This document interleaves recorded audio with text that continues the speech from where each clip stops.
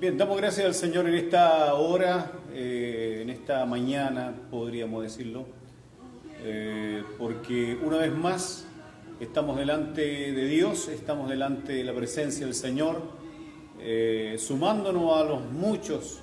Estaba mirando en esta mañana temprano a los muchos pastores, hermanos en diferentes lugares, en diferentes escenarios, compartiendo esta noticia, estas buenas nuevas de un Cristo resucitado. Y sin duda distinto a todos los otros años donde hemos estado cada domingo de resurrección, ¿verdad? A través de un sacramento, a través de la Santa Cena, como iglesia, en la comunión que Dios nos permite. En esta oportunidad, sin duda no lo vamos a hacer de esa forma. Pero yo creo que está en el ánimo de nosotros poder hacerlo. Creo que dentro de las primeras veces que podamos reunirnos, seguramente vamos a estar en la comunión del Señor y aprovechando todos los tiempos que de una u otra manera este confinamiento, ¿no es cierto?, nos ha llevado a replegarnos y estar cada uno en sus hogares. Doy gracias al Señor en esta mañana porque Dios nos permite poder una vez más estar frente a su palabra y sin duda confiando en las promesas del Señor. La palabra del Señor nos anima, nos alienta, nos reprende también, ¿verdad? Nos da esperanza y eso es justamente lo que en esta mañana quiero compartir con ustedes. Y voy a hablar en esta hora de 3 evidencias de la resurrección de Cristo. Pensando justamente en el día, en esta hora, en este domingo de resurrección. Leo allí en el libro de Hechos, capítulo 26, versículo 26, donde dice el apóstol Pablo, habla estando ante el rey Agripa, pues el rey sabe estas cosas, delante de quien también hablo con toda confianza, porque no pienso que ignora nada de esto, pues no se ha hecho esto en algún rincón. El capítulo 26 del libro de los Hechos nos muestra al apóstol Pablo haciendo defensa de su fe ante el rey Agripa. Y seguramente también ahí en ese escenario estaba el séquito de personas, gobernantes, personas importantes que estaban escuchando la defensa del apóstol Pablo.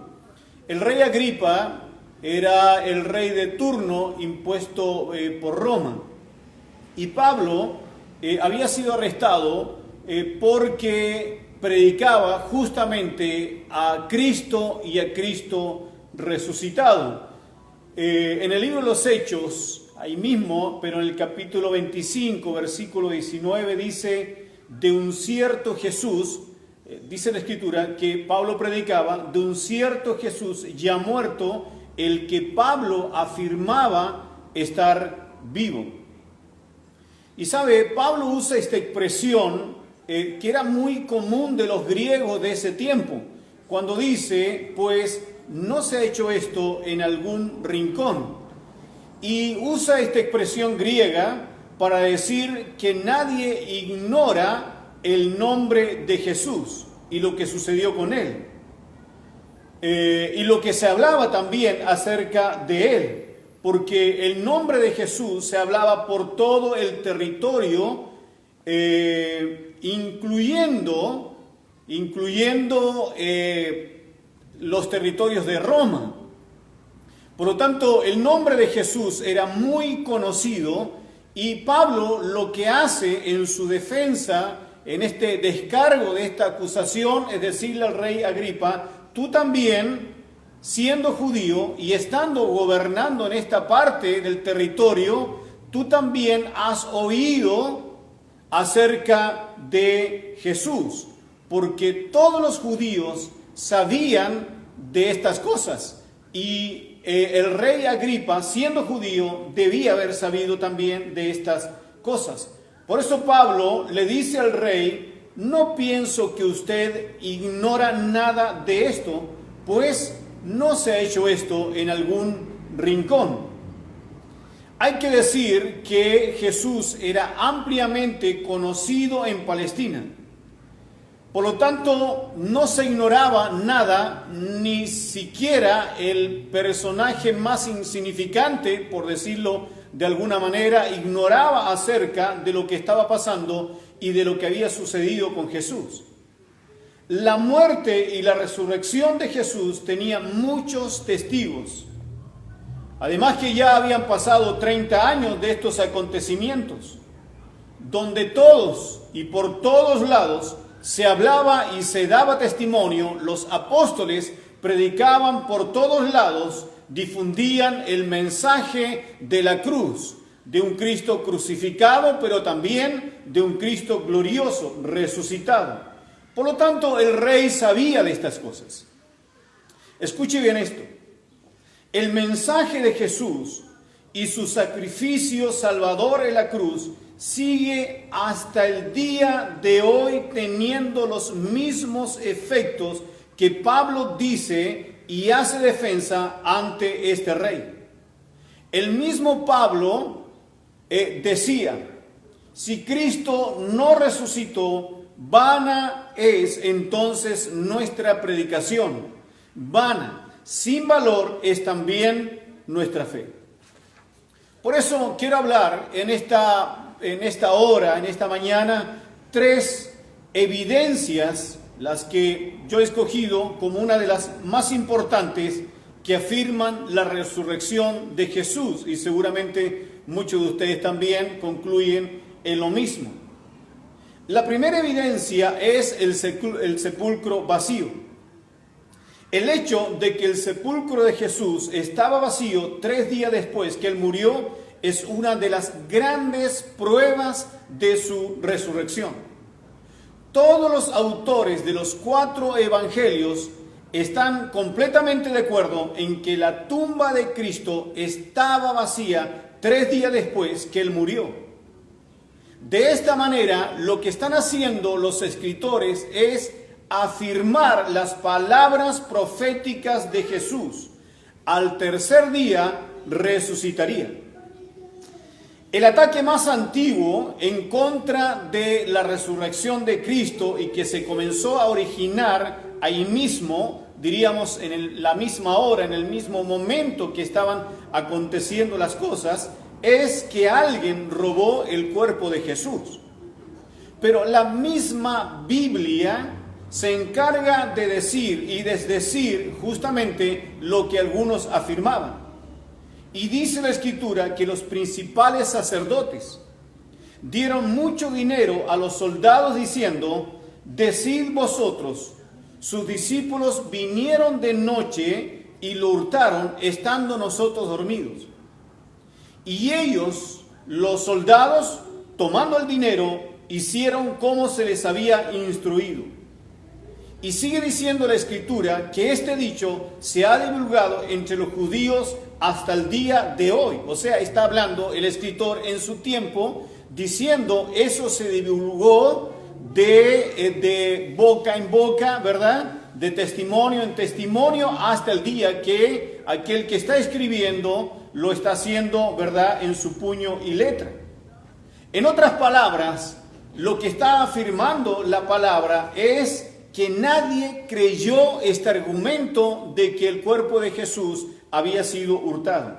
Es más, en el tiempo en que ocurrieron estos hechos, los sacerdotes y todos los que eran contrarios a Jesucristo, para poder de una u otra manera bajarle el perfil a lo que estaba pasando, ellos pidieron a Poncio Pilato reforzar las medidas de seguridad, las cuales sin duda, más que denigrar, o desdecir las palabras de Jesús o el testimonio de los apóstoles viene a reafirmar lo que Jesús dijo de sí mismo. Ellos pidieron a Poncio Pilato poner una guardia romana.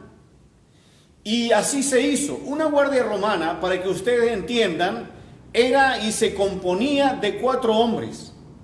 Y por lo tanto hicieron 4 turnos. O sea, habían 16 soldados, cada uno, ¿verdad?, de 4 en sus turnos, resguardando las 24 horas del día la tumba donde Jesús había sido puesto. La segunda petición fue, o lo segundo que ocurrió aquí, es que cuando se selló la tumba se hizo con el sello romano. El sello romano era inquebrantable e inviolable. Y sin embargo, aún así, ese sello se rompió. Y lo tercero, dentro de los acontecimientos que pasaron, justamente la resurrección de Jesús y en la tumba vacía, era que una gran piedra fue puesta en la entrada de ese lugar, de esa tumba.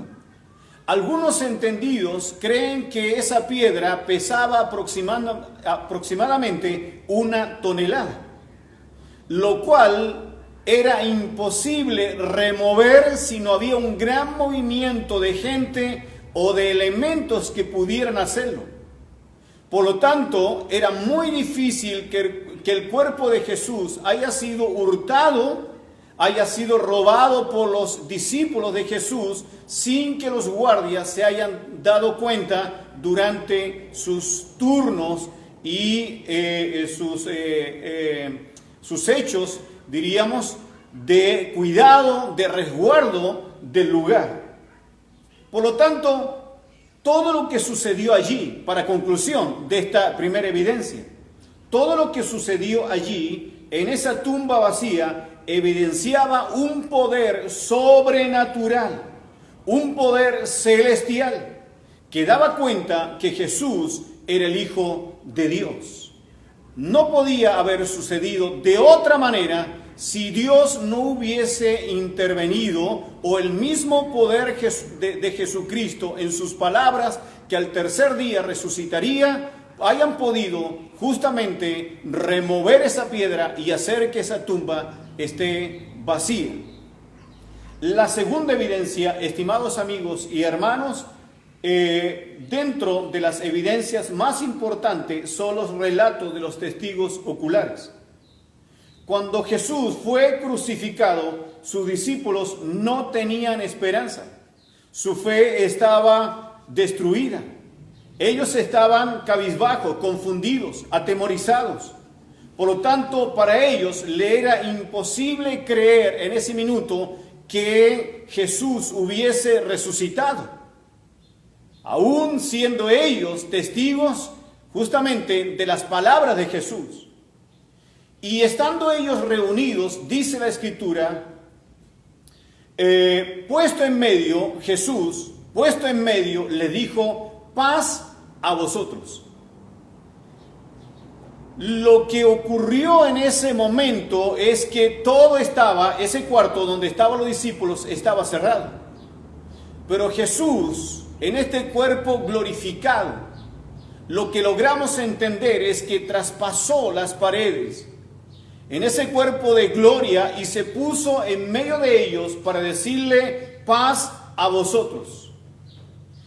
Y cuando Jesús se pone delante de ellos para darle testimonio de su resurrección, de la gloria de Dios que Él llevaba en sí mismo, fue el comienzo o dio inicio a que muchas otras personas, muchas otras apariciones testimoniales se hicieran de Jesús. La Biblia dice que se presentó vivo con muchas pruebas indubitables, apareciéndoseles durante 40 días. Eso lo dice Hechos capítulo 1, versículo 3. El mismo apóstol Pablo dijo acerca del Cristo resucitado, allí en 1 Corintios 15, 5 al 8, dice que se apareció a Cefas, o sea, Pedro. Después se apareció a los 12. Después apareció a más de 500 hermanos a la vez. Después apareció a Jacobo. Después a todos los apóstoles. Y al último, dice Pablo en este relato, como a un abortivo se me apareció a mí. ¿Cómo Pablo sabía de esos detalles? Me pregunto. Sin duda que aquí hay una obra del Espíritu Santo. Pero escuche bien, estimado amigo y hermano. Es imposible conocer tan detalladamente los hechos si no es por el testimonio de los que vieron y estuvieron con Jesús. Porque no se había hecho esto en algún rincón. O sea, era imposible callar un acontecimiento tan grande que estaba ocurriendo en esa hora acerca de Jesucristo.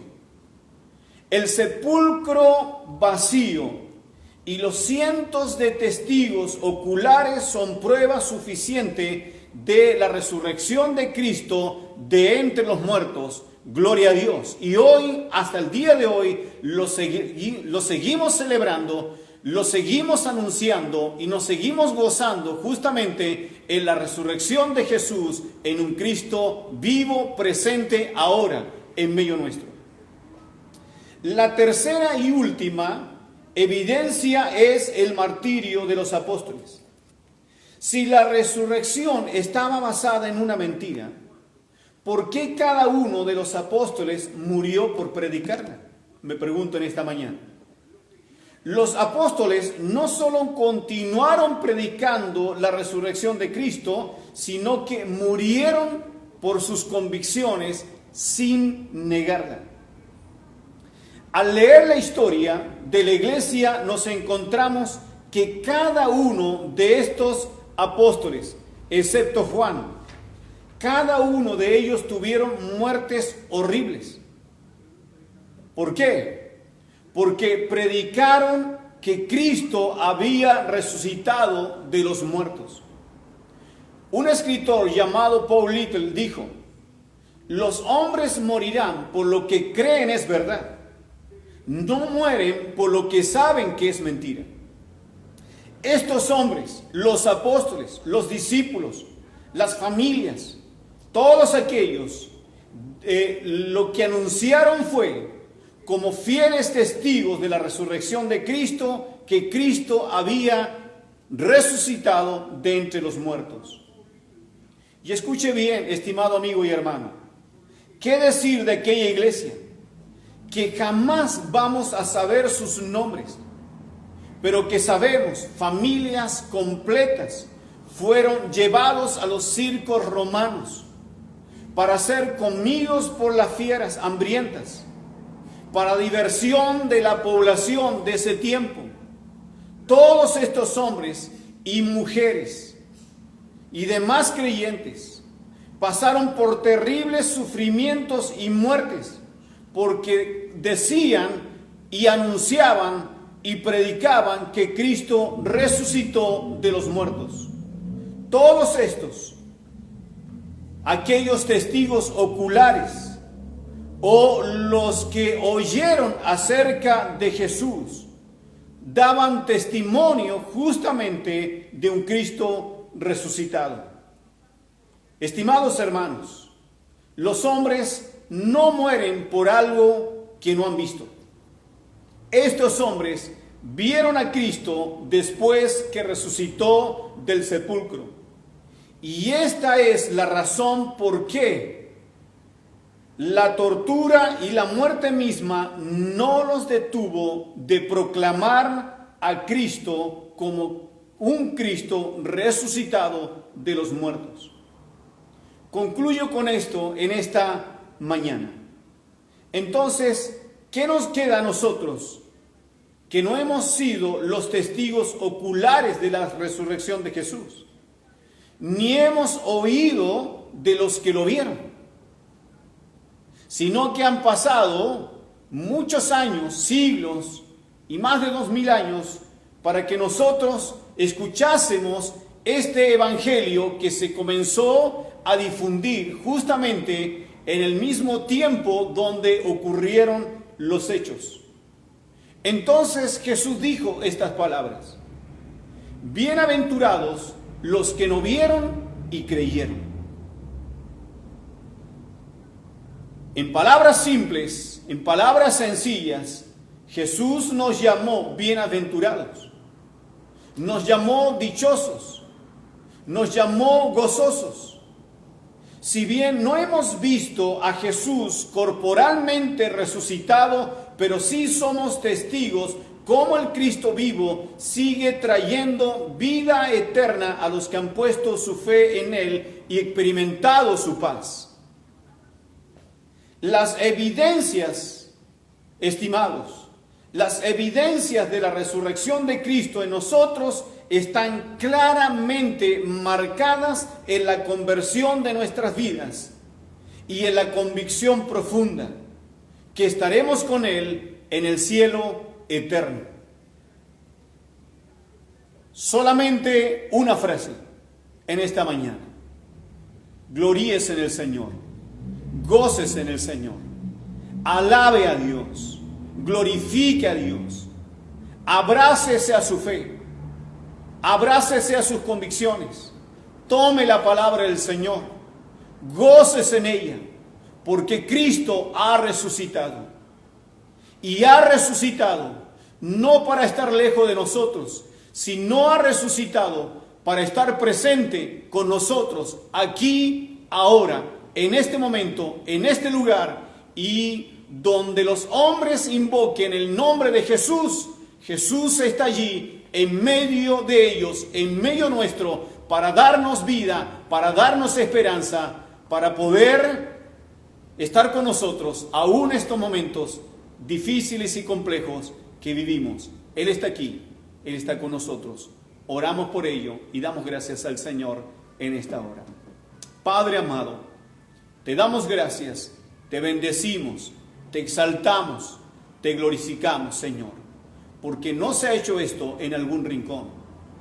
Sin duda, Señor, la palabra tuya ha corrido a través de los siglos, a través de los años, hasta el día de hoy, y ha dado testimonio, y seguimos dando testimonio de un Cristo que murió en la cruz por nuestros pecados y resucitó al tercer día, tal y cual como Él lo dijo, y tal y cual también como lo dice la palabra tuya, la palabra del Señor. Dios amado, gracias, te alabamos, te bendecimos, en el nombre de nuestro Señor Jesucristo. Amén. Que el Señor le bendiga en esta mañana.